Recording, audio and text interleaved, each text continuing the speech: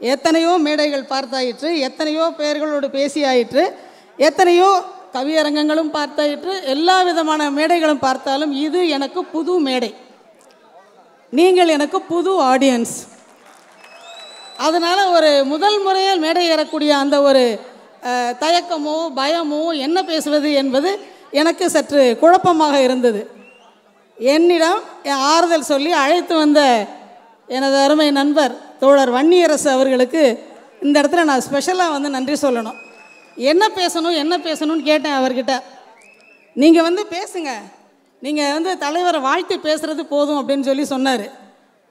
வாழ்த்துறதுக்குங்க வயசு இருக்குது. என்ன கிட்டத்தட்ட நான் தோழர் திருமாவளவனோடையே தான் வந்திருக்கிறேன்னு நினைக்கிறேன். ஏன்னா அவருக்கு 64 வயது, எனக்கு 61 வயது ஆக போகிறது. அவர் எப்போ அரசியலுக்குள்ளே வந்தாரோ அந்த சமயத்தில் நான் மதுரையில் காவல் துணை கண்காணிப்பாளராக திருப்பரங்குன்றத்தில் நான் பணியாற்றி கொண்டிருந்தேன். அப்போ எனக்கு அவருடைய நீங்கள்லாம் இப்போ பார்க்குறீங்களா இருக்கும், நான் அவரை இளமையில் பார்த்திருக்கிறேன், அவரது வேகத்தை பார்த்திருக்கிறேன், அவரது சீற்றத்தை பார்த்திருக்கிறேன். அந்த நேரத்தில் அவருடைய பொதுக்கூட்ட மேடைகளை ஒரு காவல்துறை அதிகாரியாக கண்காணித்திருக்கிறேன். அதை எங்கெல்லாம் சொல்ல வேண்டுமோ சொல்லி இருக்கிறேன். அப்படி ஒரு பார்வையில் நான் தலைவர் திருமாவளவன் அவர்களை பார்த்திருக்கிறேன். அதற்கப்புறம் காலம் அப்படியே போயிட்டே வரும்போது அவர் கரெக்டாக 97, 98, 99 என் வாழ்க்கையில் ஒரு பெரிய சிக்கலை நான் சந்தித்தது காவல்துறையில். அந்த நேரத்தில் அவர் நேரடி அரசியலுக்கு வந்திருக்கிறார். அந்த நேரத்தில் எனக்கு குழந்தை பிறந்து நான் சில சங்கடங்களை சந்தித்து கொண்டிருந்த நேரம் என்னை ஒரு பிசிஆர்னு ஒரு யூனிட், அப்போ ப்ரொடெக்ஷன் ஆஃப் சிவில் ரைட்ஸ்னு பேர், அதுக்கு இப்போ அதுக்கு ஹியூமன் ரைட்ஸ் அண்ட் சோஷியல் ஜஸ்டிஸ்னு அதை பேர் மாற்றிருக்காங்க. குழந்தை பிறந்தவுடன் நான் ஸ்ரீரங்கம் ஏசியாக இருந்து என்னை அந்த யூனிட்டுக்கு மாற்றுறாங்க. பூன் இன் டிஸ்கைஸ்ன்னு சொல்லுவாங்க பாருங்கள், அதை நான் ஒரு வரமாக கருதினேன். ஒரு விஷயம், ஒரு தாயாக இந்த மைக் இருக்காது வண்டியில், பந்தோபஸ்த் கூப்பிட மாட்டாங்க, குழந்தைய பார்க்கலாம், அது ஒன்று. இரண்டாவது, உங்களை போன்ற தோழர்களுடைய கள நிலவரத்தை அறிவதற்கான ஒரு வாய்ப்பாக அதை நான் பயன்படுத்தி கொண்டேன். என்னுடைய கணவர் அப்போ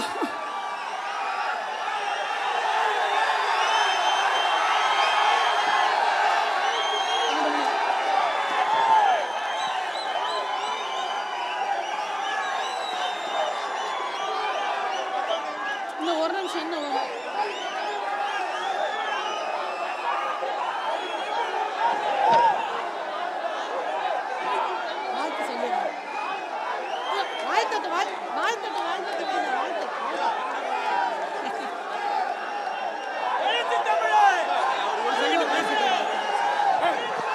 அவங்க வாழ்த்துக்களுக்கு நன்றி.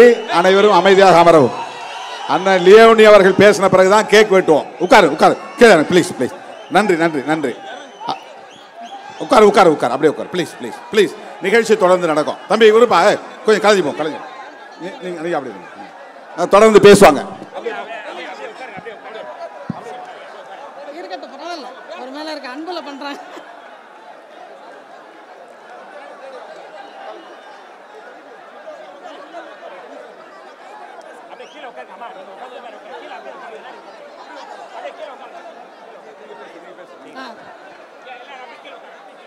தொடர்ந்து பேசலாமா?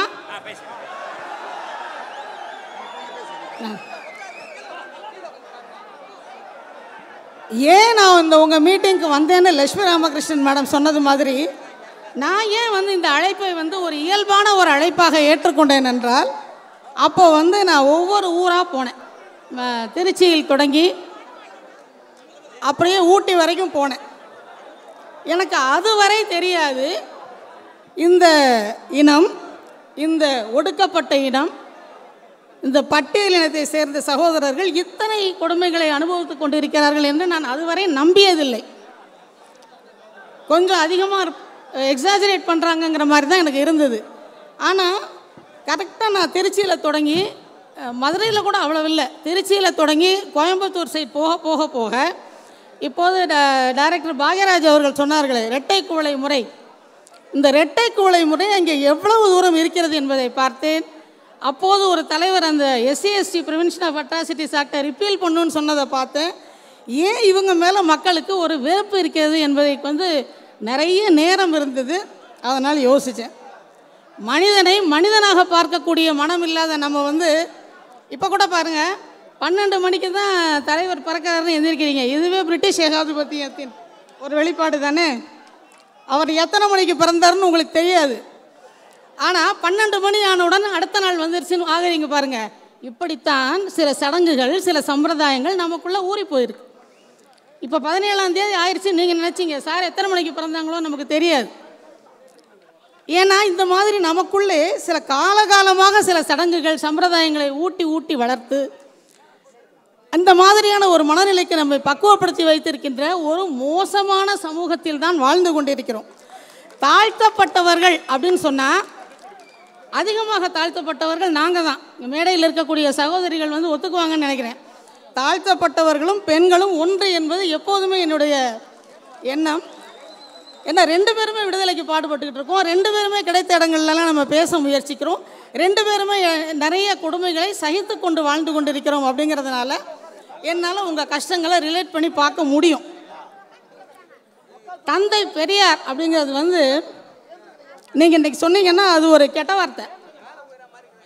இன்றைக்கி இருக்கிற இந்தியாவில் தந்தை பெரியார் அப்படின்னு நீங்கள் சொன்னீங்கன்னா அது ஒரு கெட்ட வார்த்தை. அந்த பெரியார் இல்லைன்னா நான் இந்த மேடையில் உங்கள் முன்னாடி இல்லை. அந்த பெரியார் இல்லை என்றால் தலைவர் திருமாவளவன் இந்த மேடையில் இல்லை. அதை வந்து எல்லாரும் அதனால தான் அவர் பேரை சொன்னாலே எல்லாருக்கும் பிடிக்கலை. அப்படிங்கிறது உங்களுக்கு எத்தனை பேருக்கு தெரியுமோ எனக்கு தெரியாது. பெரியாரை பற்றி பேசும்போது எனக்கு ஒன்று தோணும். அவர் திருமணம் செய்து கொள்ளவில்லைன்னு எல்லாரும் கேட்டீங்க. அவர் நானே திருமணம் செய்யாது ரொம்ப லேட்டாக பண்ணதுக்கு காரணம் பெரியார். திருமணத்தில் என்ன இருக்குது? ஒரு கலோக்கியெல்லாம் சொன்னால் எங்கள் தாத்தா சொல்லுவாங்க, நான் ராமநாதபுரம் மாவட்டத்தை சேர்ந்தவள், கல்யாணம் பண்ணி கூட தாண்டி 10 குட்டி போடுது. அதில் என்ன இருக்குது? அந்த கல்யாணத்தில் என்ன இருக்குது? தனியாக வந்து நின்று நீங்கள்லாம் சாதிக்கணும் அப்படின்னு சொல்லி வளர்த்த குடும்பம் என்னுடையது. என் அம்மா ஒரு ஆசிரியை, அப்பா ஒரு டிஓ. எங்களுக்கு சொன்னாங்க கல்யாணத்தில் என்ன இருக்குது? ஒரு குறிக்கோள் இருக்கும்போது, ஒரு கொள்கை இருக்கும்போது எனக்கு தலைவர் திருமணம் செய்யாமல் இருப்பது ஒரு பெரிய ஆச்சரியமாக இல்லை.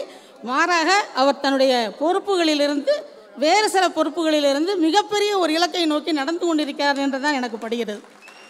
அந்த இலக்கு இன்னும் சில நாட்களில் வரலாம், சில மாதங்களில் வரலாம், சில வருடங்களில் வரலாம் என்று நம்புகிற உங்களை போன்ற ஆயிரக்கணக்கோரில் நானும் ஒருத்தி. எனக்கு ஒரு விஷயங்க, ஒரு கனவு இருக்குது. என்னென்னா, நம்ம மனசில் பட்டதை பேசக்கூடிய வாய்ப்பு எத்தனை பேருக்கு நமக்கு இருக்குது? எத்தனை பேருக்கு அது இருக்குது? எத்தனை பெண்களுக்கு இருக்குது? எத்தனை ஆண்களுக்கு இருக்குது? நம்ம மனசில் பட்டதை பேசுகிறதே இல்லை. பிழைப்புக்காகத்தான் வாழுகிறோம், வாழ கற்றுக்கொள்ளவே இல்லை அப்படிங்கிற ஆதங்கம் எனக்கு எப்போவுமே இருந்திருக்கு. அந்த பிழைப்புக்காக நம்ம பேசுகிற பேச்சுகளையே கேட்டு கேட்டு கேட்டு காது புளிச்சு போகும்போது, அவர் தோழர் திருமாவளவனுடைய பேச்சுகளை கேட்கும்போது நான் சொன்னேன் இல்லையா, அந்த கஷ்டத்தில் இருந்தேன்னு. அப்போது பந்தோபஸ்தில் ஒரு மூலையில் உட்கார்ந்துருந்தேன். அது முத்தமிழ் அறிஞர் டாக்டர் கலைஞர் அவர்கள் தோழர் திருமாவளவனை அறிமுகப்படுத்தி திருச்சியில் பேச சொல்கிறாங்க. நான் அசிரத்தையாக தான் அதை பேச்ச கவனிக்க ஆரம்பித்தேன். அவர் வந்து நின்ற அந்த ஒரு நடை, அவரது உடல் மொழி, அந்த பயம் இல்லாமல் அவர் அந்த கூட்டத்தை, அதுக்கு முன்னாடி ஒருத்தவங்க பேசினாங்க, அதை நான் சொல்ல விரும்பலை, எனக்கு சுவாரஸ்யம் இல்லை. இவர் வந்து நின்று பேசினது எனக்கு கலைஞர் மீது மிகப்பெரிய மரியாதை உண்டு, மிகப்பெரிய காதலே உண்டு. அவருடைய தமிழின் மீது ஒரு மிகப்பெரிய அடிமை என்றே சொல்லலாம். அவர் முன்னாடி பேசுகிறாரு, இப்படி வந்து நின்று பேசுகிறாரு. நம்ம ஃபோரன்சிக் சயின்ஸில் அவர் வேலை பார்த்தம்போது பார்த்த அதே திருமாவளவன் அவர்கள் வந்து பேசுகிறாரு. இத்தனை அழகான தமிழ் பேசுகிறாரு, இத்தனை அழகான வார்த்தை மொழி இருக்குது, உடல் மொழி இருக்குது, வீச்சு இருக்குது. நான் சொல்லலாமான்னு தெரியல, அவருடைய ஜாடை வந்து எங்கள் தாய்மாமா மாதிரி இருப்பார். இந்த மீட்டிங்க்கு நான் வரேன்னு சொல்லும்போது எங்கள் சித்தி சொல்கிறாங்க, ஏய் உமாமகேஸ்வரன் மாதிரி இருப்பார் அவர், நம்ம வீட்டில் எல்லாருக்குமே அவரை பார்த்தோன்னா ஒரு ஒரு ஒரு அன்போ பாசமோ வரும். ஏன்னா எங்கள் அம்மாவுடைய கடைசி தம்பி அவர் டிஎஸ்பியாக இருக்கார், இவரை பார்த்தா அவரை பார்க்க வேண்டாம், அப்படி இருப்பார். ஏன்னா நாங்கள்லாம் கருப்பாக தான் இருப்போம், நீங்கள் என்ன பார்த்து நினச்சிடாதீங்க, எங்கள் வீடுகளெல்லாம் கருப்பாகத்தான் எல்லோரும் பிறந்திருப்போம். அப்போ சொன்னாங்க, இப்போ வரும்போது நான் மீட்டிங்க்கு வரும்போது கூட சொன்னாங்க, உமாமகேஸ்வரன் மாதிரி அப்படியே இருக்கார் பாரு, அவர் திருமாவளவன் வந்து அப்படியே இருப்பார் அப்படின்னு. அது எங்கள் எல்லாருக்குமே அவர் மீது வந்து நம்ம எறியாத ஒரு பாசம். என் மகளுக்கே கூட அவர் ரொம்ப பிடிச்ச ஹீரோ அவர். என்னுடைய தாய் தந்தையர் எல்லாருமே, என்னுடைய கணவர் உட்பட, நீ இந்த மீட்டிங்கு கண்டிப்பாக போகணும்னு சொன்னது முதல் மீட்டிங் இது தான். பொதுவாக லேட்டாக ஆகிறத பற்றி அதனால நான் கவலைப்படலை. இவரை வாழ்த்துவதற்கான வாய்ப்பை நான் விடுறதா இல்லை அப்படின்னு. லக்ஷ்மி ராமகிருஷ்ணன் மேலதுக்கு எனக்கு ஒரு பெரிய நன்றி சொல்லணும். அவங்க பேட்டி வந்து அவரை பற்றி எடுக்க வரல, அவங்க வந்தது என்னை பேட்டி எடுக்க. அதற்கான முகவரி சீட்டாக நான் வந்து தொல் திருமாவளவன் அவர்களை பேட்டி எடுத்தேன். என்னுடைய முதல் இன்டர்வியூ. அடுத்தது உங்களை எடுக்க வந்திருக்கேன். நாங்கள் ஆட்டோமேட்டிக்காக எஸ்ன்னு சொல்லிட்டேன். சரி வாங்கன்னு சொல்லிட்டேன். ஏன்னா ஆஃபீஸில் உட்காந்து பேட்டி கொடுக்கக்கூடாது. நான் ஆஃபீஸில் உட்காந்து தான் பேட்டி கொடுக்குறேன். பேசிக்கிட்டே வரும்போது நான் சில விஷயங்களை இமோஷ்னலாக பேசிக்கிட்டே வர்றேன், ஏதோ கோபத்தில் பேசிக்கிட்டே வர்றேன், எந்த பின்விளைவுகளை பற்றியும் கவலைப்படலை. சடார்னு என்னை ஸ்டாப் பண்ணுற மாதிரி இவர் பேரை சொல்கிறாங்க. நான் சொன்னேன், ஆமாம், எனக்கு ரொம்ப பிடித்த ஒரு மனிதர், ரொம்ப அருமையான பேச்சாளர். நீங்கள் எல்லோரும் ஒரு விஷயம் நினைக்கணுங்க, இன்றைக்கி பேசி பேசி ஆட்சியை பிடித்த தமிழ்நாடு இது. இன்று மிகச்சிறந்த பேச்சாளர்களில் முதன்மையானவர், சொல்லப்போனால் ஒரே ஒருத்தர் தோழர் திருமாவளவன் அவர் தான்.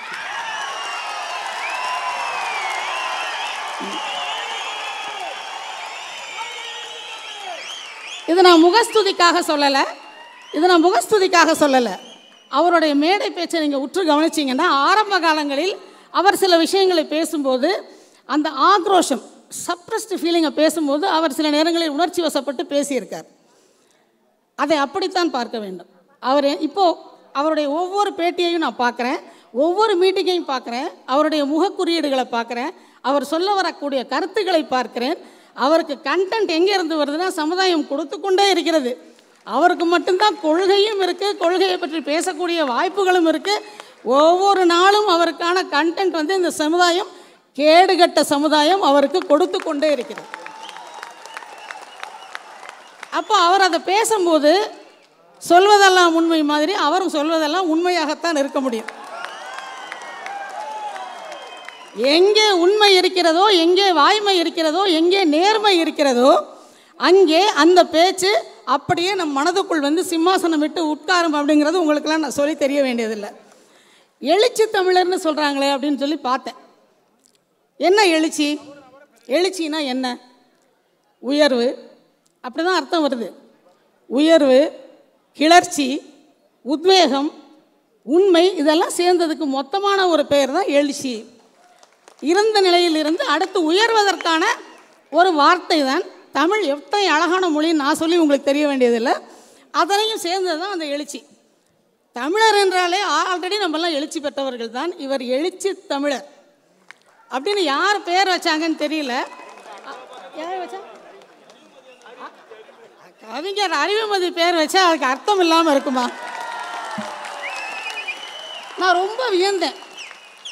அது ஆக்சுவலாக புரட்சி தான்.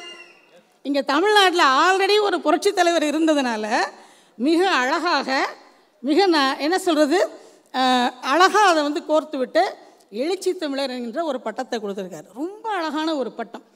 அதற்கு தகுதியானவருக்கு தகுதியான பேர் சேர்ந்துருக்குங்கிறதுல வந்து வேறு மாற்று கருத்து இல்லை. அப்போ நான் ஏதாவது பார்க்கும்போது, அவருடைய பேட்டிகள் எல்லாம் பார்க்கும்போது பார்க்குறேன், அம்பேத்கரை பார்க்குறேன். இவரோட பேச வரும்போது உங்களையெல்லாம் நான் சாதாரண ஆடியன்ஸாக நினச்சி வரவே இல்லை. பொதுவாக மேடையில் இருக்கவங்களுக்கு என்ன வரும்னா, கீழே இருக்கிறவங்கெல்லாம் முட்டாள் நினச்சா தான் பேச்சே வரும். அப்படி நினச்சா தான் பேச்சே வரும், இல்லைன்னா பேச வராது. ஆனால் எனக்கு தெரியும் இது அறிவுசார் கூட்டம். இதுவும் நான் விளையாட்டுக்கு சொல்லலை. நீங்கள் ஒவ்வொருவரும் அரசியல் பேசுகிறீர்கள், உங்களுக்கு அரசியல் பழக்கி இருக்கிறார் அவர். எனக்கு அரசியல் வராது, எனக்கு அரசியல் பிடிக்காது, எனக்கு எந்த கட்சியிலும் சேர பிடிக்காது என்று சொல்லக்கூடிய பலரை நான் பார்த்திருக்கிறேன். அரசியலை உங்களுக்கு என்ன பிடிக்கிறது? சொல்கிற எல்லாத்துலேயும் அரசியல் தான் இருக்குது. மொழியை பேச போனால் அரசியல், இனத்தை பேச போனால் அரசியல், கல்வியை பேச போனால் அரசியல், பெண்களை பற்றி பேச போனால் அது பெண் அரசியல், தேர்தலை பற்றி பேச போனால் அதுதான் தேர்தல் அரசியல். ஒவ்வொன்றிலுமே நமக்கு அரசியல் இருக்கிறது. அது எப்படி நமக்கு பிடிக்காமல் போகும்? அதுக்கு நம்மளை பிடிச்சிருக்கே. அப்போ அந்த அரசியலை எனக்கு தெரியாது என்று உங்கள் யாரையும் அவர் சொல்ல வைக்கவில்லை. அவரை பாருங்கள், காட்சிக்கு எளியன் கடுஞ்சொல்லல் அல்லனேல் மீக்குறும் உலகுன்னு சொல்கிறாங்க. அந்த உலகு காட்சிக்கு எளியராக இருக்கார், கடுஞ்சொல்லனாக இல்லை. அப்போ அவருடைய புகழை கண்டிப்பாக இந்த உலகம் பேசித்தான் ஆக வேண்டும். இந்த ஒரு மேடை அல்ல, இன்னும் எத்தனை மேடைகள் போட்ட வேண்டுமெல்லாம் அவரை பற்றி பேசித்தான் ஆக வேண்டும். அதே மாதிரி அவரை பற்றி சொல்லும்போது, நான் நேற்று சுதந்திர தினம் வந்ததுனால 2 நாளில் அவர் பிறந்தநாள் வந்துருச்சுன்னாங்க. நேற்று சுதந்திர தினத்துக்கு நான் பாரதியார் எனக்கு ரொம்ப பிடிக்கும். பெரியாரை எத்தனை தூரம் எனக்கு பிடிக்குமோ அதை விட அதிகமாக எனக்கு 3ஆம் கிளாஸ்லேயே பாரதி என்னுடைய முதல் காதலன். அப்போ நான் அவரை பற்றி எப்போவுமே நான் அதை எழுதும்போது சொல்லுவேன். அவர் பாரதியார் பேசும்போது ஒவ்வொரு விஷயத்தையும் நேற்று சொன்னேன். ஏழை என்றும் அடிமை என்றும் எவனும் இல்லை சாதியில், இழிவு கொண்ட மனிதர் என்பது இந்தியாவில் இல்லையே. நம்ம ஏன் தமிழை படிங்கன்னு சொல்கிறோம்? லியோனி சார் பாடநூல் கழகத்தில் இருக்கார். தமிழை படிக்க சொல்லி இந்த கவர்மெண்ட் சொல்லிகிட்டே இருக்குது. தமிழ் படிக்காமல் இங்கே வேலை பார்க்க முடியாது. அப்போ இந்த தமிழை நீங்கள் ஒழுங்காக படித்திருந்தாலே சாதி கண்டிப்பாக ஒளிந்திருக்கும். சாதி 2 ஒழிய வேறு இல்லைன்னு சொல்லி கொடுத்த அவை பிராட்டியை படித்திருந்தாலே நமக்கு சாதி பிரிவினைகள் வந்திருக்காது. அது ஏன் நம்ம எனக்கு தமிழ் தெரியாது என்பதோ, கல்விக்கு அது வேறு நீட்டுக்கு யூஸ் ஆகாது, எம்பிபிஎஸ் நீட் ஆகாதுன்னு சொல்லி நம்ம படிக்காமல் இருந்ததுனால தான் இன்றைக்கி பாருங்கள் எங்களை கோர்த்து விட்டாங்க. கவியரங்கம் பேசின ஒருத்தர் இடி மாதிரி பேசினாங்க. அந்த தமிழில் நான் அடிக்கடி சொல்லுவேன், திருமாவளவன் சாரை பற்றி எனக்கு ஒரு அருமையான ஒரு மதிப்பீடு உண்டு. நானும் அவங்க அப்பா பேர் தொல்காப்பியன். தொல்காப்பியம் படிக்கிறதுக்காகவே நான் தமிழ் இலக்கியம் படித்தேன். அப்போ அந்த எழுத்து சொல் பொருள் அதிகாரம் படிக்கும்போது நான் நினைப்பேன், இந்த அளவிற்கு ஒரு முறை கவிஞர் வைரமுத்துவின் அப்போது நாங்கள் காலேஜ் படிக்கிற காலத்துலலாம் கமல் ரஜினி தான் ஹீரோ. வைரமுத்து அப்போ தான் எழுத வராரு. நாங்கள்லாம் காலேஜில் தண்ணி பானைக்கிட்ட உட்காந்துட்டு வைரமுத்துடைய இதுவரை நான் இருந்தது. அப்போ ஒரு தடவை அவர் சொல்கிறாரு, பொன்மணி ஒரு நாள் யாரோ ஒன்றன் அழகு பெயரை அழுத்தி உச்சரித்ததால் அழுதுடிக்கிறேன்னு சொல்லியிருக்கார். உடனே எல்லாரும் வைரமுத்து நம்மளா காதலிக்க மாட்டாரா, இது காலேஜில் வரும் தானே, அந்த அளவுக்கு அப்படி நாங்கள் நினச்சிருக்கோம். அந்த காலத்தில் மதுரையில் அந்த 80s நாங்கள் காலேஜ் படிக்கும்போது நான் காவல்துறைக்கு வரும்போது நான் தனி ஒருவளாக வந்தேன், தனி ஒரு பெண்ணாக வந்தேன். ஒரு 5 வருஷம் டிஎஸ்பியாக இருந்தேன். நான் 30% இடஒதுக்கீட்டில் கலைஞர் அவர்கள் அறிமுகப்படுத்திய பெண்களுக்கான இடஒதுக்கீட்டில் முதல் பயனாளியாக தமிழ்நாடு பப்ளிக் சர்வீஸ் கமிஷனில் வந்தேன். ஆனால் அதுக்குள்ளே ஆட்சி கலைஞ்சிருச்சு. அப்புறம் கவர்னர் ஆட்சியில் வந்தேன். அப்புறம் ஆட்சி மாறிச்சு. அந்த சமயத்தில் தான் நான் அவரை பார்க்கிறேன். ரொம்ப வேகமாக இருப்பார். நாங்கள் மைக் அமுத்திடுவோம், இவர் பேசல. மைக் செட்காரனை கூப்பிட்டு திட்டுவோம், போதும் டைம் ஆச்சுன்னு சொல்லுவோம், மிரட்டுவோம். போதும் கட்சி நீங்கள் இன்றைக்கெல்லாம் இத்தனை பேர் சும்மா உண்டு சேரலைங்க. காவல்துறையின் அடக்குமுறைகள் ஒடுக்குமுறைகள் அத்தனை விஷயத்தை அவர் பார்த்து தான்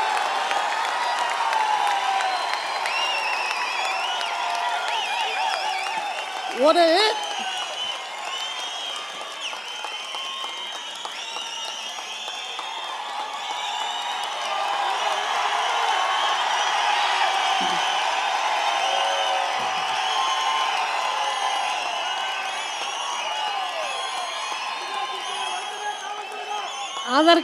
அதற்கு நான் தான் சாட்சி. நான் என்னுடைய சாட்சி நேரடி சாட்சி. நான் பார்த்துருக்கேன். அவர் எப்படி நான் பண்ணியிருக்கேன். அவர் ஊமச்சி குளத்தில் ஒரு மீட்டிங்கில் பேசும்போது மைக்காரனை கூப்பிட்டு கேட்கவே இல்லை. இப்போ ஒரு நண்பர் சொன்னார், முடக்கத்தான் பாண்டி என் கூட தான் இருப்பான். நான் சொன்னேன், இங்கே பாரு சீக்கிரம் நிறுத்த சொல்லு, மேலேருந்து கேட்குறாங்க, இவர் ரொம்ப வேகமாக பேசிகிட்டு இருக்காரு, நிப்பாட்ட சொல்லு. நான் கொஞ்சம் நேரம் பேச்சு கேட்குறது எனக்கு கொஞ்சம் பிடிக்கும். அப்புறம் எல்லோரும் கேட்குறாங்க, இன்னுமா முடியலை, இன்னுமா கூட்டம் போகலைன்னு. அப்புறம் மைக் ஆஃப் பண்ணோம், அவனை கூப்பிட்டு மிரட்டணும். அப்புறம் அடுத்த நாள் அந்த மாதிரி சில விஷயங்கள் எல்லாம் பண்ணுவோம். காவல்துறையினருக்கு அது கடமையின் பண்ணும்போது அதெல்லாம் பண்ண தான் செய்வோம். அதை எதிர்கொண்டவர் அவர். கிட்டத்தட்ட என்ன ரிலேட் பண்ணுறதுன்னா, எனக்கு 99 நான் என்ன கஷ்டப்பட்டனோ அப்போ எனக்கு இதே மாதிரி ஒரு தண்டனை வர பார்த்துச்சு. அவரும் அப்போ சஸ்பெண்ட் பண்ணப்பட்டிருக்கார்.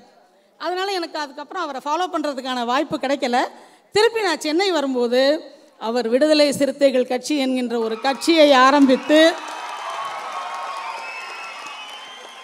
உங்களை எல்லாம் எப்படி அவர் சேர்த்தது எப்படி இத்தனை பேர் ஒரு இடத்தில் சேர்ந்தீங்க அப்படிங்கிறது எல்லோருக்குமே வியப்பாக இருக்கும். எல்லாரும் அரசியலோ பேசினாங்க. டெல்லி உற்று கவனிக்கிறது, தமிழகம் உற்று கவனிக்கிறது, உலகமே உற்று கவனிக்கும். ஏன்னா இத்தனை வீறு கொண்ட இளைஞர்களை அல்லது நடுத்தர வயதினரை ஒரு இடத்துல சேர்க்கறதுங்கிறது யாராலும் இன்று முடியாது. இது அவருக்கு எதுக்கு கிடைச்ச வெற்றி அப்படின்னு கேட்டால், அவர்கிட்டே நான் ஒன்று சொன்னேன்னு நினைக்கிறேன். ஒரு முறை ஒரு இடத்துக்கு போயிட்டு இருந்தேன். இப்போ நான் ரிட்டையர் ஆனதுக்கப்புறம் அங்கே ஒரு பானை சின்னம் வரைஞ்சிருந்துச்சு, புத்தர் சிலை இருந்துச்சு, ஒரு அம்பேத்கர் சிலை இருந்தது, தோல் திருமாவளவன் அவர்களுடைய பேர் இருந்துச்சு. என் கூட வந்த தம்பியுமே வந்து அந்த பட்டியலினத்தை சேர்ந்தவர் தான். அவர்கிட்ட நான் கேட்டேன், எப்படிப்பா உங்களுக்கு இவ்வளோலாம் இந்த குக்கிராமம் வரைக்கும் உள்ளே வர முடியுது, எப்படி இந்த அரசியலை முன்னெடுக்கிறீர்கள், எப்படி தோழர் இதை எடுத்துக்கொண்டு இத்தனை இடங்களுக்கு வந்திருக்காரு? அதில் ஒரு விஷயம் என்னென்னா, அந்த எங்கே அந்த மக்கள் குடியிருக்கிறார்களோ அது பக்கத்தில் இருக்கிற இடம் விலை போகவில்லை.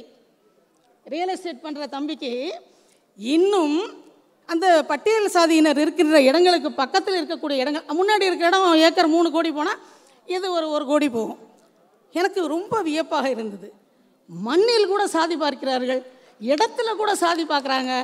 மக்களை வந்து சரிக்கு சமமாக பார்க்கக்கூடிய பார்வை இல்லாமல் இந்த கல்வி இருந்தென்ன, இந்த நாடு வாழ்ந்தென்ன, மடிந்தென்ன. ஏன்னா எப்படி இப்படி பண்ண முடியும்? குழந்தைகளுக்கு என்ன சொல்லி தருவாங்க பிறந்த உடனே? எங்கள் வீட்டிலலாம் சாதி வந்து நாங்கள் காலேஜ் வர வரைக்கும் எங்களுக்கு தெரியாது, என்ன சொல்லித்தர மாட்டாங்க. ஆனால் இப்போ இருக்கிற குழந்தைகளுக்கு நாங்கள் அந்த சாதி இந்த சாதி என்று சொல்லித்தராங்கன்னா எப்படி சொல்லித்தருகிறார்கள்? இதை அழிப்பதற்கு ஒழிப்பதற்கு சமீபத்தில் அம்பேத்கர் அவர்களுடைய ஒரு காணொளி பார்த்தேன். பார்லிமெண்ட்டில் இருக்கக்கூடிய டெமோக்ரஸி வேற, வெளியில் இருக்கக்கூடிய டெமோக்ரஸி வேற அப்படின்னு அவர் தெளிவாக ஒரு இன்டர்வியூ கொடுக்குறார். எதுக்கு கொடுக்குறாருன்னா, இந்த சாதி என்ற அந்த அடுக்கு ஒழியாத வரை டெமோக்ரஸிங்கிற வார்த்தைக்கே மீனிங் இல்லை. எத்தனை தேர்தல்கள் வந்தால் என்ன, எத்தனை பாராளுமன்றத்தில் கூடினால் என்ன, அதுக்கு அர்த்தமே இல்லை. அப்போ சாதி ஒழிப்பை முன்னெடுப்பதற்கு என்ன செய்கிறீர்கள்? எத்தனை இடங்களில் ப்ரிவென்டிவாக நீங்கள் போய் பேசுகிறீங்க? காதல் அது சம்மந்தப்பட்ட மற்ற விஷயங்கள் எல்லாம் யார் யாரை காதலிச்சாலும் பிரச்சனை வருங்க. நான் கூட காதல் திருமணம் தான் பண்ணேன், அதெல்லாம் பிரச்சனை வரும். ஆனால் எப்போ சொல்லித்தர போகிறோம்? ஒரு உயிருக்கு தீங்கு இழைக்காத ஒரு உறவை இன்னும் கூட கட்டமைக்க முடியாத இளைஞர்களை வைத்துக்கொண்டு நீங்கள் 21ஆவது நூற்றாண்டுக்கு எப்படி போயிட்டீங்க? எங்கே இருக்கீங்க? இதை ஏன் பேசுகிறதுக்கு எல்லாரும் பயப்படுறாங்க அப்படின்னா, அதற்கான காரணங்கள் வேறு. இதை நீங்கள் கண்டிப்பாக எடுப்பீங்கன்னு எனக்கு தெரியும். ஆனால் சில விஷயங்களை பேசும்போது எனக்கு தோணுது, நான் அந்த பெரியாரை பற்றி ஒரு காணொளி பார்த்தேன். இப்போ யாரோ கவிதை அழகாக வாசித்தாங்க, யாரோ ஒருத்தவங்க பேசுனதை பற்றி சொன்னாங்க. நான் பேர் சொல்ல விரும்பலை. அவன் அப்படி அவன் இப்படி, அவன் 72 வயசில் கல்யாணம் பண்ணான், நாகம்மையாரை கூட்டிகிட்டு போய் விபச்சாரிகளோட கூத்தடிக்கிற இடத்துக்கு சாப்பாடு கொண்டு வர சொன்னான். உண்மையான பெரியார் வரலாறு, நாகம்மை பெரியாருக்கு சரியான தோழராக இருந்திருக்கிறார், சரியான தோழராக இருந்திருக்கிறார். கணவன் சொல்படி கேட்டு பதிவிரதா பத்தினியாக அவர் நடிக்கலை, ஆனால் கணவனுக்கு சகலத்திலும் கை கொடுக்கக்கூடிய ஒரு பெண்ணாக வாழ்ந்திருக்கிறாள் என்பதை யாருமே சொல்ல மாட்டேங்கிறாங்க, மேடை போட்டு சொல்லவே மாட்டேங்கிறாங்க. படித்து பாருங்கள். தந்தை பெரியார் பற்றி ஒரு சின்ன புஸ்தகம், இந்த நாட்டுக்கு உழைத்த நல்லவர்கள்னு ஒரு சீரீஸ் இருக்குது. பெரியாரையும் நாகம்மையும் பற்றி நீங்கள் அதில் படித்து பாருங்கள். அந்த மாதிரி ஒரு துணை நமக்கு வேண்டும் என்று ஆசைப்படுவீர்கள். யாராவது வைக்கம், எனக்கு இன்டர்வியூவில் கேட்ட கேள்வி வைக்கத்தை பற்றி கேட்டாங்க. வைக்கம் வீரர் என்ற அவர் பெயர் வாங்கிய அந்த போராட்டத்தில் தோழர் நாகம்மையின் பங்கை பற்றி எத்தனை மேடைகளில் பேசியிருக்கிறது இந்த தமிழ்நாடு? 72 வயசில் அவர் கல்யாணம் பண்ணான்னா, 102 வயசில் அவர் கல்யாணம் பண்ணான்னா, உங்களுக்கு என்னங்க? உங்கள் வீட்டு பெண்ணை கையை பிடிச்சி இழுக்காத வரைக்கும் உங்களுக்கு என்ன? பெண்களை இன்னும் எத்தனை காலத்துக்கு உங்களது உடைமையாக பார்ப்பீர்கள்? அவர் திருமணம் செய்து கொண்டார், அவர் இழுத்து கொண்டார், போய் கொண்டார், வந்து கொண்டார்னா ஏன் எங்களுக்கெல்லாம் அறிவே கிடையாதா? எங்களுக்கு பிடித்த துணையை தேர்ந்தெடுப்பதற்கு எங்களுக்கு தெரியாதா? நீங்கள் என்ன எங்களை பண்ணுறது, நீங்கள் என்ன எங்களை வேணாங்கிறது, நீங்கள் என்ன இங்கே உட்காருங்கிறது என்று கேட்பதற்குரிய துணிவை, தன்னம்பிக்கையை இந்த கல்வி பெண்களுக்கு தரவில்லை. நான் முதல்ல சொன்னது மாதிரி பிழைக்க கற்றுக் கொடுத்திருக்கிறது. நீங்கள் ஐடியில் 5 லட்சம் சம்பளம் வாங்கினாலும் உங்களுக்கு நீங்கள் யாருங்கிற உரிமையை உங்களுக்கு கற்றுத்தரவில்லை. உங்கள் உடல் மீதான உரிமையை உங்களுக்கு கற்றுத்தரவில்லை. உங்கள் உடலின் மீது உங்களுக்கு இருக்கிற உரிமை வந்து நீங்கள் நினச்சா தான் எதுவும் செய்ய முடியுங்கிற மாதிரி நீங்களே நினைக்கிறதில்ல. உங்களுடைய அழகைத்தான் முன்னிறுத்துகிறீர்கள், அறிவை முன்னிறுத்துவதில்லை. அப்போ எழுச்சி தமிழர் மாதிரி யாராவது ஒரு எழுச்சி தலைவி வரணும் போல இருக்குது. இல்லை, அவரை தான் அதை முன்னெடுக்க வேண்டும். அதுக்காக வேணால் அவர் கல்யாணம் பண்ணியிருக்கலாம். அவருக்கு ஒரு துணை இருந்திருந்தால் அவங்க அதை பேசிட்டு போயிருப்பாங்களா இருக்கும். இந்த விடுதலை சிறுத்தைகள் கட்சியில் இருக்கக்கூடிய பெண்களுக்கு நான் ஒன்று சொல்வேன். அரசியல் வெறும் வாக்கு அரசியல் அல்ல. ஒரு மீட்டிங்கில் அவர் சொல்கிறார், எனக்கு வேணும்னா வைப்பேன், இல்லைன்னா ஓட்டு அரசியலை களைச்சி விட்டு போயிடுவேங்கிறார். பெரியாரின் மிக தீவிரமான தொண்டர். தேர்தல் பாதை திருடர் பாதை என்று சொன்னவர் பெரியார். கொள்கையில் சமரசம் செய்து கொள்ளாத யாருக்கும் வரக்கூடிய ஒரு அதிகபட்ச உச்சபட்ச கோபம் அது அவருக்கு வந்திருக்கிறது. இப்போ தான் நான் இவரை பற்றி ஒரு ரிசர்ச்சே பண்ணுறேன். தோழர் திருமாவர்களை பற்றி, பாபா சாஹேப் அம்பேத்கர் அவர்களை பற்றி இப்போ தான் நான் நிறைய பார்க்குறேன், நிறைய படிக்கிறேன். கடந்த ஒரு வாரம் 10 நாளாக. ரெண்டாவது, வன்னியரசோட பேசிகிட்டு இருக்கும்போது அவர் ஒரு விஷயம் சொன்னார். ஆணவ கொலையை பற்றி நான் பேச போகிறதில்லை, அந்த சட்டத்தை பற்றி நான் பேச போவதில்லை. அதெல்லாம் பேசுவதற்கான தகுதியான நபர்கள் இருக்காங்க, எல்லாரும் இருக்காங்க. நான் என்ன பேச போகிறேன்னா, குற்றப்பரம்பரை சட்டம். இந்த குற்றப்பரம்பரை சட்டம் குற்றப்பரம்பரை சட்டத்தை பற்றி பேச போகிறேன். எனக்கே தெரியாது இந்த குற்றப்பரம்பரை சட்டம் அப்படிங்கிறத பற்றி. ஒரு 3 நாளாக நான் தீவிரமாக பார்த்தேன். இதுவரை எனக்கு தெரியாது. தோழர் நிவேதிதா உங்களுக்கு தெரியும்னு நினைக்கிறேன், நிவேதிதா லூயிஸ். நான் நிவேதிதாட்ட கேட்டேன், இது எப்போ வந்தது, எதனால் வந்தது? எல்லோரும் இதை பற்றி நிறைய சோஷியல் மீடியாவில் எழுதுறீங்க, விளக்கமாக ஒரு பதிவு யாருமே போட மாட்டேங்கிறீங்க, மனசுக்கு வந்ததெல்லாம் பேசுகிறீங்க, பேரலல் இன்வெஸ்டிகேஷன் பண்ணுறீங்க. உங்கள் கோபங்கள் நியாயமானதாக இருந்தாலும் போலீஸ் விசாரணைக்கு வரும்போது அங்கே தான் நான் தோழர் திருமாவளவனை பற்றி ஒரு விஷயம் சொல்லணும். உணர்ச்சி வசப்படவே இல்லை அவர். அந்த பேட்டி அவர் கொடுக்குறாரு, நீங்கள் திருப்பி ஒரு தடவை போட்டு பாருங்கள். அவர் நான் பார்த்த பழைய திருமாவளவன் இல்லை அவர். அத்தனை பக்குவம், அத்தனை அறிவு, அத்தனை கண்டென்ட், அத்தனை அருமையான ஒரு வெளிப்பாடு, யாரையும் பாதிக்காத அளவு ஒரு பேச்சு. இதைத்தானே தமிழகம் எதிர்பார்க்கிறது. உடனே வெட்டுக்கு வெட்டு, குத்துக்கு குத்துன்னு யாரும் எதிர்பார்க்கலையே. அப்போ தான் இந்த குற்றப்பரம்பரை சட்டத்தை பற்றி நான் பார்த்தேன். எனக்கு கொஞ்சம் சமூக செயற்பாட்டாளர்களோடு கொஞ்சம் தொடர்பு உண்டு. அப்போ நான் அவங்கக்கிட்ட கேட்டேன், எல்லாம் வேகமாக எழுதுறீங்க, எல்லோரும் தென் மாவட்டங்களை பற்றி இவ்வளோ கோபமாக எழுதுறீங்க, இந்த குற்றப்பரம்பரை சட்டம் அப்படிங்கிறது என்ன அப்படிங்கிறதும், இதை யார் ரிப்பீல் பண்ணா அப்படிங்கிறத பற்றியும் ஏன் விளக்கமான பதிவுகள் சமூக வலைத்தளங்களில் இல்லை? நம்ம சமூக வலைத்தளங்கள் திருப்பி பாருங்கள். நம்ம சினிமாவில் ஒதுக்கி விட்டது, ஓடி போனது, முறையே இல்லாதது, அவன் எல்லாரையும் பேசக்கூடியதுடைய பேட்டிகளும், ஆபாச நடனங்களும், ஆபாச செய்கைகளும், சில திரைப்படங்களின் மலினமான காட்சிகளையும் மாறி மாறி பார்க்கின்ற ஒரு இளைஞன் எப்படி நல்ல வழிக்கு போக முடியும்? ஏன் நல்ல விஷயங்களை பேசுகிறதுக்கு ஏன் தெரியலை? ஏன் நம்ம சொல்லிக் கொடுக்கல? ஏன் இதுக்கு ஒரு சென்சார் இல்லை? இளைஞர்களை வழிப்படுத்துவதற்கு அன்று ஒரு பேரறிஞர் அண்ணா இருந்தார், முத்தமிழறிஞர் கலைஞர் இருந்தார். இன்று தோழர் திருமாவளவன் அவர்கள், இந்த மேடைக்காக நான் பேசலைங்க, அதை நான் மறுபடியும் சொல்கிறேன். நான் பொதுவாக யாருக்கும் பயந்து பேச மாட்டேன். உண்மையிலேயே இவர் அவர் அந்த இடத்த நான் அந்த சைக்கின்னு சொல்லுவோம்ல, அந்த இடத்தோட சைக்கின்னு ஒன்று இருக்கும், அதை பார்த்தீங்கன்னா யாருக்குமே அவர் மேலே கோபம் வராது. நீங்கள் சொன்ன அந்த ஆதிக்க சாதியினருக்கு கூட அவர் மீது கோபம் வராது. அப்படி ஒரு அழகான நியாயத்தை எடுத்து பேசுகிறார். அப்போ இந்த குற்றப்பரம்பரை சட்டத்தை பார்க்கும்போது நிச்சயமாக பசுமன் முத்துராமலிங்க தேவர் அவர்களுடைய பங்கீட்டை நம்ம குறைச்சி மதிப்பிட முடியாது. ஒரு அரசியல் கட்சி தலைவர் பேசுகிறார், மறுபடியும் இவங்க மேலெல்லாம் குற்றப்பரம்பரை சட்டத்தை போடணும் அப்படின்னு பேசுகிறார். சும்மா இருந்த சங்கம் ஊதி கெடுத்தது மாதிரி திருப்பி அது ஒரு விவாத மேடையாகுது. அப்போ இதை பார்க்க போகும்போது பார்த்தீங்கன்னா, குற்றப்பரம்பரை சட்டம் என்னன்னே தெரியாமல் எப்படிங்க அதை திருப்பி கொண்டு வந்து இன்னொருத்தருக்கு கொடுப்பீங்க? நீங்கள் ஒரு சட்டசபையில் 1947 டாக்டர் சுப்பராயன் அவர்கள் கொண்டு வந்த தீர்மானத்தை ஒரு சட்டமாக ஆக்கி, முத்துராமலிங்க தேவர் அந்த காலத்தில் 1929 போராட்டங்கள் நடத்தினது ஒரு குறிப்பிட்ட சாதியினருக்காக, ஒரு குறிப்பிட்ட சாதியினரை அந்த பர்வியூலேருந்து வெளியில் கொண்டு வர்றதுக்காக, எல்லாரையும் நீங்கள் கிரிமினல்ஸாக பார்க்காதீங்கிறதுக்காக பண்ணுறாரு. இதை நாம் தெளிவாக புரிந்து கொள்ளவில்லை. அவர் சார்ந்த சாதியை சேர்ந்து அவர் பண்ணுறார். 1952 பாபா சாஹேப் டாக்டர் அம்பேத்கர் அவர்கள் இந்த குற்றப்பரம்பரை சட்டத்தை ரிப்பீல் பண்ணுறதுக்காக மத்திய அரசில் அவர் ஒரு சட்டம் இயற்றார். உங்களில் எத்தனை பேருக்கு தெரியும்? அம்பேத்கர் என்பவர் ஒரு சாதி தலைவர் இல்லை. அது தெரியுமா எல்லாருக்கும்? தலைவர்களுக்கு சாதி இல்லை. அப்படி யோசிக்கிற 1-2 மைண்டையும் கொண்டு போய் நம்ம ஒரு சாதிங்கிற ஒரு சின்ன அடையாளத்துக்குள்ளே வச்சுட்டோன்னா, அம்பேத்கரை பார்த்த உடனே எல்லாருக்கும் அம்பேத்கருக்கு சிலை போட்டு கம்பி வலை போட்டு வச்சுருப்போம் சவுத்தில். அம்பேத்கர் சிலைக்கெல்லாம் நான் அம்பையில் வேலை செய்யும் போதெல்லாம் பார்த்தீங்கன்னா, எத்தனை சிலைக்கு இன்றைக்கி கம்பி வேலை போட்டோம், எத்தனை சிலைக்கு இன்றைக்கி என்னங்க ஒரு சட்ட மாமேதை.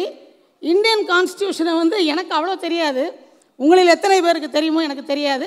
பரீட்சைக்காக சில விஷயங்களை படித்து எழுதிவிட்டு சில அமெண்ட்மெண்ட்ஸை படித்து எழுதிட்டு வர்ற அளவு தான், ஒரு டிடி பாசு படித்து எழுதுகிற அளவு தான் எங்களுக்கு சட்டம் தெரியும். அந்த பாபா சாஹிப் டாக்டர் அம்பேத்கர் ஒரு மேதை, சட்ட மேதை. அந்த அளவுக்கு ஒரு அறிவு இருக்கக்கூடிய இன்னொரு மனிதர் இந்த உலகத்தில் இல்லைங்க. இதை எத்தனை மேடைகளில் நாம் பேச போகிறோம்? எத்தனை நாளைக்கு அவர் சொந்த சாதிக்கு நீங்கள் கொண்டாட போகிறீர்கள்? அங்கிருந்து தான் நான் வந்தேன். அம்பேத்கர் கூட அவர் வருத்தத்தை பதிவு செய்கிறார். சில மறுப்புகளின் மூலம் நான் அதை அமைச்சர் பதவியை ராஜினாமா செய்கிறேன்னு சொல்கிறாரு. சில ஆங்கில சேனல்ஸ்க்கு பேட்டி கொடுக்கும்போது இல்லை இந்த சாதி அடுக்குகள் மாறணும்னு சொல்கிறாரு, வருத்தப்படுறாரு, மதம் மாறுறாரு, சில பேரை மதம் மாற்றுகிறார். அவருக்கு தெரிந்த அன்றைய காலகட்டத்தில் இருக்கக்கூடிய அத்தனை எதிர்ப்புகளையும் அழகாக பதிவு செய்து கொண்டே வருகிறார். ஆனால் நான் ஒன்று சொன்ன நீங்கள் யாரும் கோவிக்கக்கூடாது, அதுவும் சத்தியமான உண்மை. பாபா சாஹேப் அம்பேத்கரை விடையும் ஒரு படி உயர்ந்தவர் டாக்டர் தொல் திருமாவளவன்.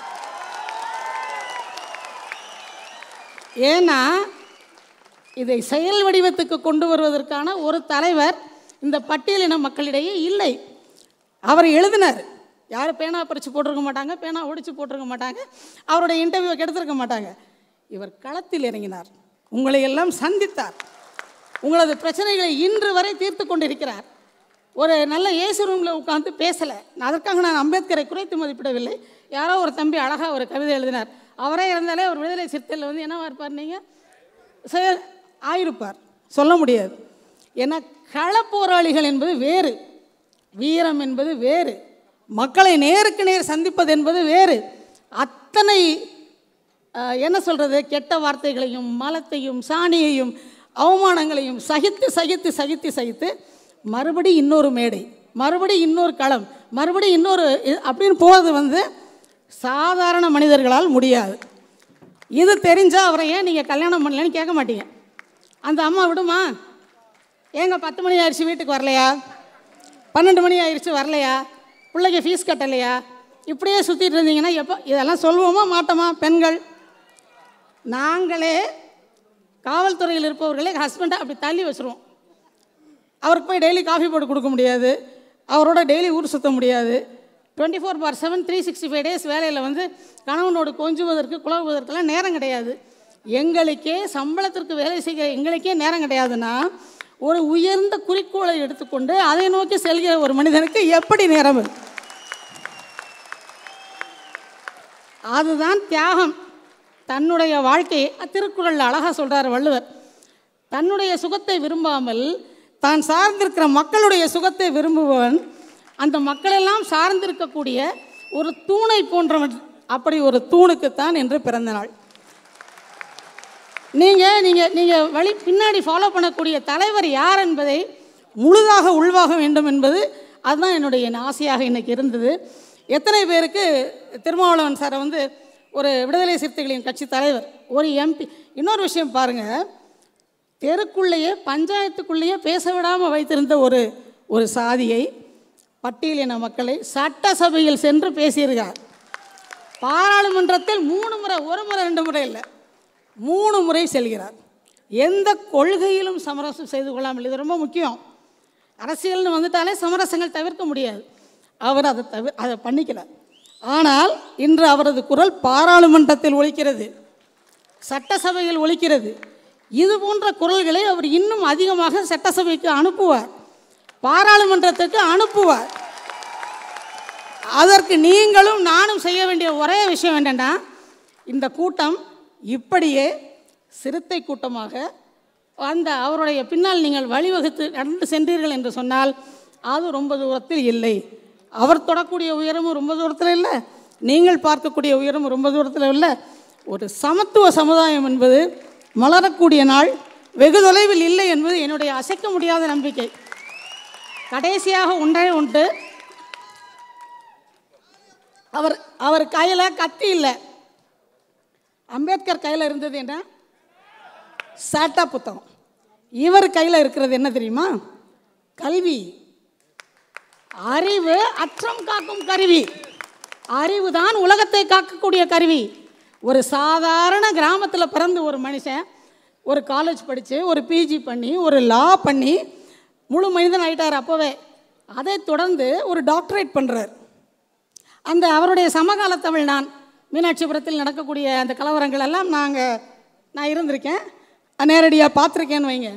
அதை பற்றி அவர் ஆய்வு செய்கிறார். அதை பற்றி அவர் முனைவர் பட்டம் பெறுகிறார். ஓசிக்கு வாங்கி பின்னாடி போட்டுக்கிட்ட பட்டம் இல்லை அது. அவரை நீங்கள் தவறாமல் எந்த மேடையிலும் சொல்ல வேண்டும் என்று சொன்னால் டாக்டர் தொல் திருமாவளவன் என்று சொன்னால் அதுதான் அவருடைய படிப்புக்கு நீங்கள் கொடுக்கிற ஒரு மரியாதையாக இருக்கும். நீங்களும் உங்கள் பெயருக்கு பின்னால் அந்த பட்டங்களை எல்லாம் போட்டீங்க அப்படின்னா ஆட்டோமேட்டிக்காக எம்பவர் ஆயிடுவீங்க. நான் மறுபடியும் சொன்னது மாதிரி அறிவு அற்றம் காக்கும் கருவி. அற்றம்னா உலகம், உலகத்தை காக்கக்கூடிய கருவி. கத்தி இல்லை, பழம்பெருமை பேசுகின்ற சில சாதி பெருமைகள் இல்லை. இது உண்மையிலேயே நம்முடைய அறிவை வளர்த்தீர்கள் என்று சொன்னால் நீங்கள் ஒவ்வொருவரும் 10 மனிதர்களுக்கு சமம் என்று சொல்லி இன்று ஒரு மனிதனால் தனி மனிதனாக ஒரு கட்சி நடத்துவது என்பது எவ்வளோ கஷ்டம் அப்படிங்கிறது நீங்கள் அரசியல் களத்துக்கு வந்தீங்கன்னா தெரியும். மரியாதை குறையாமல் நடத்தி கொண்டு செல்கிறார். அவரை பற்றி பேசுகிற யாராவது அவன் கிடக்கான்னு யாரும் சொல்லி நான் கேட்கவே இல்லை. ஒரு கமெண்ட்டில் கூட யாரும் எனக்கு அன்னைக்கு நானும் லக்ஷ்மி மேடமும் பேசும்போது அந்த ஒரு 10 நிமிஷம் தான் பேசியிருப்போம். அது அவ்வளோ வாலில் வருது. எனக்கு மாற்றி மாற்றி ஃபோன் வருது. நான் என்ன பேசுகிறேன்னே எனக்கு தெரியல. எனக்கு திருமாவளவன் சாரை பிடிக்கும் நான் சொன்னேன். அது இவ்வளோ இடத்துக்கு போகுது அப்படின்னு தெரியல. அன்றைக்கி நான் அதே கலரில் வேறு நான் சேலை கட்டிகிட்டு போயிருக்கேன், உங்கள் நீல கலர் சட்டையில். மேலே ஏன் படம், கீழே திரும்ப மில்லியன் கணக்கில் வியூஸ். அப்போ எத்தனை பாப்புலரான ஒரு தலைவர். அந்த பாப்புலாரிட்டி அவருக்கு ஒரு நாளில் கிடைத்ததல்ல. அவரது கடுமையான உழைப்பிற்கும் அவரது கடுமையான கல்வி அறிவிற்கும் அவருடைய கொள்கைக்கும் அவர் கன்விக்ஷன்னு சொல்லுவோம் ஒன்று, அந்த மாதிரி அதுலேருந்து மாறாமல் அவர் செல்லக்கூடிய இந்த ஒரு தீர்மானமான ஒரு நல்ல தலைவருக்கு இறைவன், அவர் நம்பினாலும் சரி நம்மளனாலும் சரி, பெரியாரே ஒரு காலத்தில் சாமியை கும்பிட்டவர் தான். அவர் சாமியை வேணான்னு சொன்னதுக்கு காரணம் சில காரணங்கள் இருக்குது. நீங்கள் தந்தை பெரியாரை பற்றிய புத்தகங்களை வாங்கி படிங்க. இவருக்கு கண்டிப்பாக 100 வயது தாண்டியும் இவர் வாழ வேண்டும் அப்படிங்கிற ஒரு ஆசை எனக்கு இருக்கிறது. அவர் வாழ்வார் என்ற நம்பிக்கை இருக்கிறது. ப்ரொவைடட் அவருடைய வேலைகளை தன்னுடைய உடல்நலத்துக்கு பாதிப்பில்லாத அளவிற்கு அவர் செய்யணும் அப்படிங்கிறது ஒரு வேண்டுகோளாக வைக்கிறேன். இன்றைக்கி அவர் எப்படி மேடையில் இருக்காருன்னு தெரில. அவங்க வீட்டில் அவங்க அம்மாவுக்கு உடம்பு சரியில்லை அப்படின்னு சொல்லி தெரியும். இதையே பல கதைகளில் சொல்லுவாங்க. கலைஞர் கருணாநிதி எப்படி போனார், பெரியார் அவருடைய மனைவி இறந்தப்போ எப்படி பொது மீட்டிங்க்கு போனார், எப்படி எல்லாரும் அன்னைக்கு சாயங்காலமே பொதுக்கூட்டங்கள் கடந்துக்கிட்டாரு அப்படின்னு சொல்கிறதெல்லாம் நாம் கேள்விப்பட்டதெல்லாம் கதை அல்லது பிறர் சொல்ல கேட்ட ஒரு வரலாறு. நேரில் பார்த்து கொண்டிருக்கிறீர்கள். அவரை உங்களது வாழ்த்துக்கள் அவருக்கு நிச்சயமாக அவருக்கு நீண்ட ஆயுளை பெற்றுத்தரும் என்ற நம்பிக்கையோடு வாய்ப்பளித்த அனைவருக்கும் நன்றி கூறி, குறிப்பாக தலைவர் தொல் திருமா அவர்களுக்கு என்னுடைய மனதார்ந்த நன்றி.